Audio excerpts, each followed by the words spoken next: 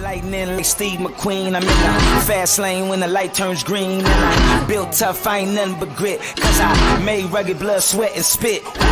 Yeah, like a horse I fly. Better push yourself in for a bumpy ride. I like to play hard, but I work harder. And I weather the storm cause I'm built stronger. What is up, ladies and gentlemen? We are back. We are live. It is the Freight Coach Morning Show, the top morning show in transportation, coming to you guys every single weekday, 8:30 a.m. Pacific, 10:30 Central, to break down some industry headlines. And most importantly, you guys provide some actual insight into what you can do with all of this information. If this is your first time tuning in, welcome. This is the real side of freight, ladies and gentlemen. I do this show as well as a twice a week long form podcast, and I only speak to transportation professionals on there. I believe in providing value, and information for people who are actually in the day-to-day. And most importantly, you guys, is to provide information that you can apply, utilize, and see a meaningful difference in your business and your life. It's one of the many reasons why I probably fly this American flag behind me every single day. A, we're the greatest nation on earth, but B, I'm living my American dream, and I'm going to help each and every one of you guys live your American dream as well. Going to be a solo show today. We're going to do, just do a couple articles, just like all of you. I'm out here actively prospecting and going to build up my companies and everything. So, it's Freight Friday. Before we get into anything, though, you guys, as always, I got to give a shout out to my friends over at VHub, vhubapp.com. Whether you're a broker, carrier, or a shipper, we all need access to trailers at some point in time. And the best part about with what VHub has to offer you guys is you get paid to move these trailers. That's right. That's on top of the revenue that you can get by loading out these trailers. So with what they're working on right now, they got West Valley City, Utah, going up to Calgary, Alberta, and you get $1,550 Canadian or US to do that. And now here's where you, as a broker, you can really use this tool as well, is they have 150 drive-ins down in Paragould, Arkansas, needing to get up to Mississauga, Ontario. And one of the biggest objections you're faced with as a broker is we only work with assets, or we're asset only, or, everything else. Providing a drop trailer pool is a massive value add to a lot of shippers. And you can go on there and do that with these trailers, and you get paid 1,000 Canadian to do that. They also have this exact same opportunity over in Stoughton, Wisconsin, needing to get over to Milton, Ontario. You get 1,000 Canadian to do that, you guys. So get creative in your prospecting. This is what gets you noticed out there in a freight market like right now. And then they also have Milton, Ontario to Moncton, New Brunswick. You get 400 Canadian to do that. And then they finally, you guys, they have some trailers up in Long Sault, Ontario, needing to go down to Dallas, Texas. And then they also have some ones in Dallas, Texas, needing to go up to Long Sault, Ontario. So you can get creative with that as well, you guys. Hit them up, vhubapp.com. My friends Xavier Campos and Stacey Steen, they'll be in the audience. Just do me a favor. Let them know that the Freight Coach sent you. Sonny Sharma, good fucking morning. Let's fucking go, Orange Shirt Kang. Thanks for joining in here, man. And Zach Williams, good morning to you as well. He says, happy Friday, Freight fam. Excuse me. Zach is a member of SPI Logistics, you guys. If you guys want to become an independent freight agent, you want to take control of your financial future, you want to not worry if you're going to get hit in a round of layoffs, which there's seemingly happen every day in this industry right now, you guys, take control of this. You guys, they have a phenomenal back office support. They literally have everything for you to plug in your computer today and start making money and start hitting some revenue, you guys. So yeah, hit up Zach, hit up my man Mike, SPI Logistics. Kat Aikens, good morning to you as well. And my man Andre Stewart is here. Happy Friday, people of the orange. I like that one, the orange people of the orange. All right, you guys. So kind of get caught up on this week. Couple brand new episodes of the podcast dropped this week. The last one with my friend Elvira Ramirez dropped this morning. We talked about back office support and how if you're an owner operator or even a startup brokerage and you're really working through you guys, the benefits of utilizing a CPA or an accounting team or a bookkeeper or anything like that is so valuable. I talk about this frequently, you guys. It was one of the best decisions I made in business was working with a CPA and working with a bookkeeper to help keep my finances in line, and the main point was of the conversation that we were having is the market that we're in right now.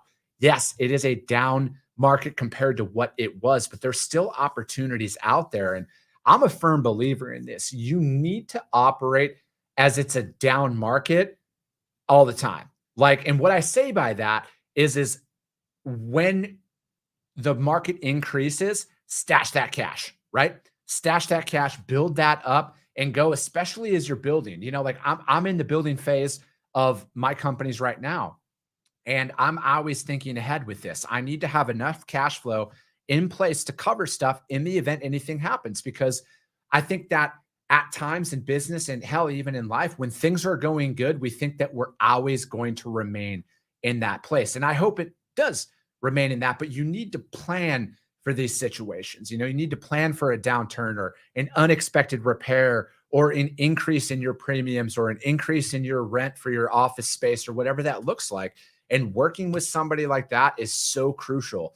And it's honestly, it's a very cost-effective option to look into. Tracy St. Clair watching over on YouTube. She says TGIF. Tracy, thanks for tuning in as always. Tono Lippy, good morning. Good Friday morning, freight enthusiast. My man Vitaly Becker, what is up? He's bridging our Canadian and American relations as always. Angie Garcia, thank you for tuning in. Good morning. Yeah, guys, I go live on YouTube as well. That's where I put all the links to the articles that I break down, and also with the audio only replay of this, which will be available on iTunes and Spotify. It's under the Coffee with the Freight Coach umbrella over there, you guys. So hit them up. If you guys do go over there, do your boy a solid. Subscribe and share. Rank that show, you guys. Help get it out there, because if you guys see value, your network's going to see value in it as well. I also wanted to touch on one more thing before we break down the articles. Yes, yesterday I posted a picture of kind of like a status update, hitting that 500 episode milestone, and the uncertainty that goes through your mind when you're going down this journey. And that first picture that I posted of my very first setup, you guys, it was in my bedroom. It was the laptop. That the podcast stuff that you saw was, I bought that off of Amazon. I was delivering pizzas at the time because you know what? I was out of a job. I needed money. I needed to fund everything that I was doing. And, here we are 36 months later, 3 short years later. It's flown by. And I'm fortunately in a position where I'm able to build out a new space where I currently am. For my office, they're redoing a bunch of their suites here, and they're custom making this one for me and everything that I'm doing. And it would have never gotten to this point if I wouldn't have started. I've been really reflecting on this journey a lot here recently, because I haven't taken the time to actually stop and be like, actually reflect on what I've been doing over these last couple of years. I'm really not wired that way. I'm always the on to the next, as Jay-Z says, on to the next one. I'm always really thinking like that. And that's not always a healthy thing, because I need to stop and smell the roses and see. And a lot of you out there who are listening to this might be in that same situation as well. As you're constantly showing up every single day and doing your job, and you feel like you're climbing that mountain still, but you don't understand that you've already overcame some mountains to get to where you are right now. And don't lose sight of that, because it's no matter what, as you grow, as you scale, I'm never going to stop showing the beginning of this stuff, because I'm bootstrapping everything. I'm paying for everything. I don't have financing.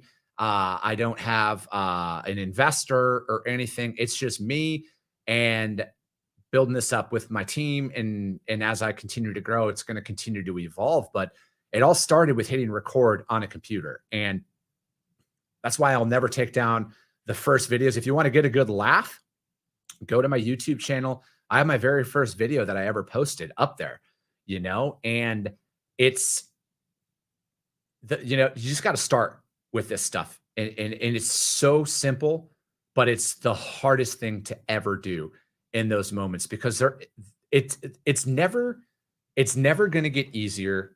There's always going to be something. The skies aren't it's not going to be a clear sunny day every day or anything like that. And for me, it's always the hardest part is just the starting aspect of it. So no matter what market you're in, whether we're in a down market, an up market, there's always going to be a subset of people who are going to be the naysayers. Oh, you shouldn't do that. Don't do that. Wait for this to pass. Wait for this to pass. This is where the growth really happens, because as you see, the market that we were in, everyone was doing good, right? And now as the markets turn, as businesses shift, this is the reality of how things are done. It takes a lot of effort to get in the door with shippers. It takes a lot of effort to earn somebody's business. And you have to be committed to this, that it's there's always going to be something, right? Like, you're never going to be in a position where you're going to wake up and everything's going to be calm and you're just going to coast through the day, because that means you're not doing anything, So like, be open to the challenges that come along with this. Like, this is a life that very few people will actually go down, because there's a ton of uncertainty in this. But at the end of the day, it's so rewarding at the same time. No matter where you are in building anything, you guys just keep fucking showing up every day. Keep showing up every day. I'm going to do a more long form version of this for my podcast and kind of sit down and talk about the realities of the journeys, because like, you need to celebrate your wins, but I also like bringing the struggles to this as well, because I think that there's such a false sense of reality out there on social media right now that paints it to be so much easier than it really is. And you will experience success, you guys. That's this thing, but it's also, how do you handle things when things go wrong? And that's one of the main driving forces behind my content, is putting information out there to keep people in business, you guys, because just because there's a couple of storms on the horizon, it doesn't mean you go and seek shelter. You got to run through those motherfuckers every single time. And the reality is a lot of people quit in those moments. A lot of people give up in those moments when everything's going wrong. And they don't understand that that is the price to admission, right? Like, that's what you need to go through in those moments to achieve the goals that you want, because it's not a fucking straight line in an upward trajectory with that. But I'll get into that on another podcast. Again, I'm going to just break down the inner workings of my mind. And some of you guys might be like, fucking please don't, but I'm going to put it out there. All right. I'm going to put it out there and we're going to go from that. Good morning. And then we got Bo Jolly's in the house. Happy Friday. Happy Friday, Logistics fam. Yeah, man, I appreciate it. Bo and I are not related. At least I don't know, bro. I got fucking natural. My hair's kind of red too. So we might be related. That would be the least surprising thing ever if we were related. All right, guys, let's get down to some articles. Let's break it down. First one is from my friends over at the JOC. Before we do that, Vitaly says, it really isn't easy. I talk a lot about coming at potential customers with effectively, but sales and growth are tough. Not everyone can do it. And it's always going to be a roller coaster of ups and downs. Amen to that, V. Very well said, my man. Thank you for sharing that. All right. First article, JOC.com. This was written by my friend Ari Ash. And this is Southern California volumes declines cause truck and rail rates to plunge. This is give me just a second here. I got a technology at its finest. Give me a moment. Please tell me this article is still out there. I do have a membership to the JOC, and I would advise you guys get a membership to the JOC as well. Give me just 1 second. Transfer. Where did that article go? It's not allowing me to access this article for some reason. Joys of business right here, you guys. See, this is reality. It's not always easy. Not everything just works all the time. We're going to get it here. Give me 2 seconds. Let's log in. There we go. Now we should be able to access this article. Let me put that in there. And we will get into it, talking about those rates out of Southern California taking a plunge. Let's see here. Of course, it can't be reached. Dude, this is funny.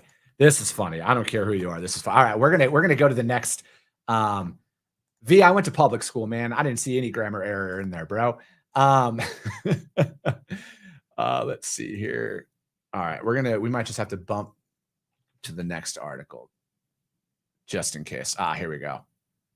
Let's see. Now we're good to go. All right, you guys. A title of this article is Southern California volumes declines causes rates to plunge. Trucking companies and intermodal providers are giving shippers major concessions on rates to haul freight from Southern California amid the ongoing decline in imports from Asia and the shift of discretionary cargo to the East Coast ports. While trucking and rail rates are falling nationally, they're declining at a steeper pace out of Los Angeles and neighboring Ontario. Our data shows originations from Ontario were down 15% from January to February versus a 6% decline nationally, said John Payne. Hey, John Payne was on this show. Actually, he's a pricing strategy over at LoadSmart. The Ontario market has had a pretty slow start in March in terms of volume and rates. Total moves out of Los Angeles and Ontario are down 21% year over year throughout the first 2 months, according to DAT, compared to 14% decline. Dean Croak, he's a friend of mine. He's been on the show a lot. I respect the man a lot. He's a pricing analyst with DAT, said that the LA Ontario truckload market is more closely tied to port activity than all other U.S. cities, he said.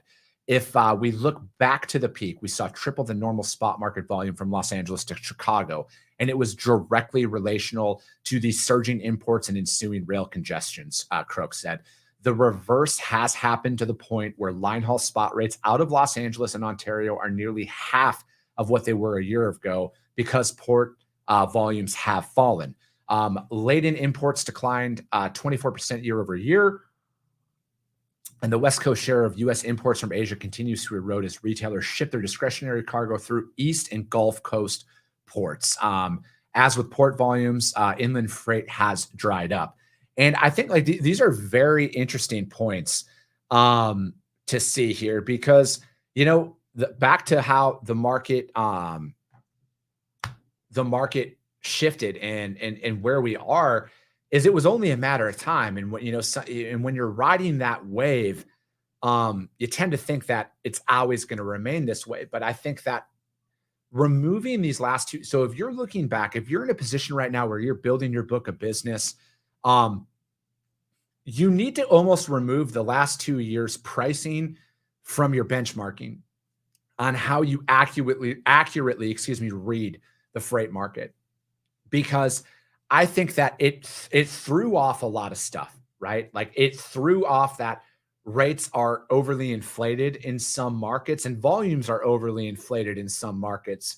I think that it's only a matter of time before the freight that has since shifted to the East Coast returns back to the LA area. I don't know when that's going to happen. That's just my gut. But it's going to recover. But I think like from a truckload broker or a carrier's perspective now, in knowing this is why I always say about the niche, right? Like this is why I always talk about running in a niche market. And if your niche market is LA right now and you are getting hammered with a drop in pricing, or you know, if you're one of your main outbound lanes is out of Los Angeles, what markets could you go into? Is, you know, exploring what does 100 miles up the road look like, or 100 miles, you know, down to San Diego. What is that market looking like? I think expanding your outreach, which I'm sure a lot of you guys do. I'm not saying that you don't, but I think it's going to be looking at it from a different perspective right now. And how are you planning out the freight that you're going? I mean, maybe you're not going to go into Los Angeles for, you know, for the time being. And then that natural shifting capacity will increase rates in time. But I think that you almost need to identify the market that you're going to stay in and stay in that no matter what. You just look at it from a different perspective. Maybe you're going to run regional. Look into the local LA freight market. Maybe running Ontario to Long Beach and back every single day. Maybe that's your lane right now. Maybe that pays more. You might be able to turn, you know, more money and drive shorter miles and be home every single night or whatever that looks like. I think just looking at it from a different perspective. We're talking DAT puts out there that the average line haul rates, excluding fuel, declined more than 40% year over year in February. The average spot rate, including fuel, fell 35%. Shippers are also getting reductions in annual agreements. Truckload contracts in Southern California were down 22% year over year in February, more than the national decline of 14%. Intermodal contracts out of LA fell. From LA to Chicago, for example, carriers have rolled back prior rate increases in 2023 contracts. An average domestic intermodal contract was $2,600 to $3,000 per container in February, compared to $3,150 to 3,500 a year ago. It's, more than 30,000 53-foot containers. All right. And that's kind of it for the data points in this article. Again, I think that this is where I personally think that the market's only going to go up from here. I truly do. I think that we've reached the bottom of this, because if you look back at data, most freight cycles last about 18 months, as little as 15 months, as high as 24 months. Somebody can come in and, say whatever they want about it, but that's generally how long they last. So if you're looking at it from when rates started to decline at this time last year, or, you can make the argument it might've been May, we're already almost at that 12-month mark, right? We're 2 months away from that. And that would mean that we've probably hit that bottom to where the rates are going to start trending up. I can't say when. I don't have a crystal ball. My guess is this year, though. That's what my gut's telling me, is later on this year. My guess is post 4th of July is where I would bet that I would start seeing rates increasing across the nation, but especially in California. And I think that once you start seeing volume of ocean freight return to LA, then that's going to be your sign as well that truckload rates are going to start increasing out of there as well. But that article, you guys, is from the JOC. Ari Ash wrote that. Southern California volume declines, truck and rail rates to plunge. It's a good article overall. As always, I truly enjoy what JOC has to write. Is there any load board where brokers can book? No. That is not out there at all, man. I believe that we build up that lead list, man. Wherever you're located, get out there and own your backyard. All right. Own your backyard. Choose a single freight type. And I'm just guessing this because if you're asking that question, that means that you're struggling to find shippers. If you're asking if there's a load board out there that brokers can book loads directly from shippers on. So if that is the case, that you are struggling to find shippers, choose one freight type. All right. One freight type. You can even go one commodity, choose that you're only going to move produce, refrigerated trailer, based out of where you are. I'm in Phoenix. So if I was in your position and everything I just said is accurate, I'm going to do produce, outbound Arizona, reefer, and that's it. That's all I'm going to touch and build up that from there. Google is a phenomenal tool, you guys. It really is. Yes, I pay for lead generation software right now. My friends over at Seamless AI have a phenomenal product. No, they don't pay me to say that. I actually pay them, ironically, but they have a phenomenal product. And I use that. But for the most part, you guys, I use Google. Like truly, I use Google. I'll drop in an address of where my customer's shipping out of, and I'll search that area. I'll go to the company's website. I'll go into their About Us section. I'll find out all their locations, or I'll find out where all their locations are, and also start calling based off of that. Don't underestimate the power of what Google and an Excel spreadsheet can do for your business. All right. I love having software. Don't get me wrong. I truly do. It's worth it if you can afford it. If you can't afford it and you're just scraping by and bootstrapping, I've been there. I know the value of an extra $100 in your pocket every single month. Google and Excel spreadsheet is literally all you need to build up your lead list off of that. So I hope that helps you.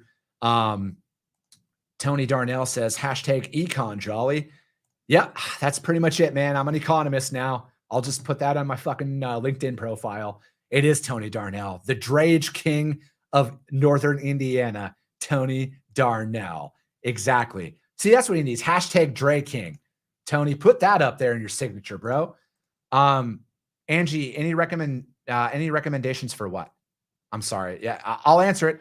You guys, if you have any sales or operations related questions, drop those in the comments as well, and I'll answer all of them live on the show. If you're on YouTube, drop it in there. Or if you think of something over the weekend or anything, you guys, just DM me. You guys, it's the whole point of this show, is to help improve your guys' businesses. All right. We're only going to get to 2 articles. Next one is about Uber Freight. No, stop what? Dre King? Factoring companies. Angie, I am a massive fan of Triumph Pay. They're not a factoring company, but if you're a broker, I'm assuming you're a broker. I would go with TriumphPay. They can help you with your back office support and everything. If you're a trucking company and you're looking for a factoring company direct, OTR, I'm friends with them. If you want, I can make an introduction over at OTR for you. And yeah, we can do that for sure. Yes. Yes, V, you can do anything with Excel. You can run a multi-billion-dollar company. Yeah, I see it a lot. Hashtag Draking. Draking of Northern Indiana. All right, Uber Freight, you guys, may be on the way out as a standalone company. This article is from FreightWaves the other day.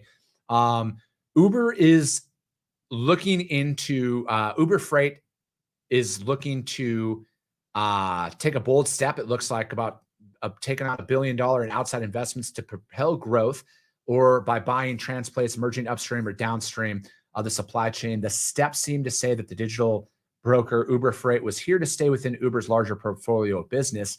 Now, Bloomberg has reported that Uber is studying whether to spin off the freight division as a sale or a standalone publicly traded company.